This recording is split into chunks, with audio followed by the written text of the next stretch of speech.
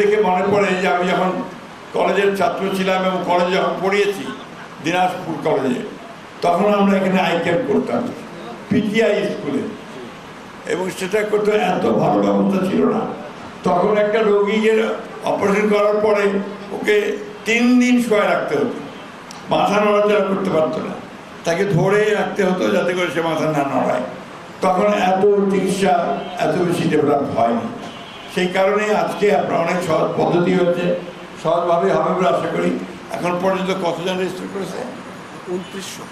এখন পর্যন্ত 2900 রোগী তারা নাম লিখিয়েছেন। খুব কঠিন কাজ।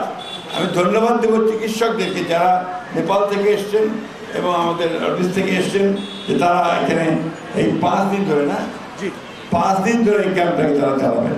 এটা আমাদের জন্য একটা বিরাট একটা সুবিধা আমাদেরকে এলাকার মানুষের মধ্যে এনে দিয়েছে।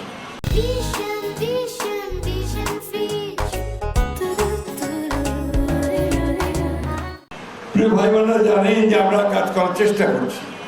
আমরা ইতিমধ্যে আমাদের যে স্বাস্থ্য সেবার জন্য আমাদের যে হাসপাতাল আছে 250 বেডের ছিল, সেটাকে ইতিমধ্যে 600 বেডে রূপান্তর করা হয়েছে।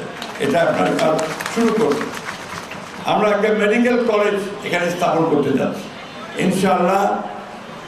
আগামী বছর থেকে এখানে ছাত্র ভর্তি শুরু হবে এবং কয়েক বছরের মধ্যেই আপনার মেডিকেল কলেজটি পাকা হয়ে যাবে। ছেলেমেয়েরা সবাই সেই মেডিকেল কলেজ হসপিটাল তারা পড়াশোনা করতে পারবে। আমরা চেষ্টা করছি এই কাজগুলো যত দ্রুত করা যায় স্বাস্থ্যসেবার ক্ষেত্রে।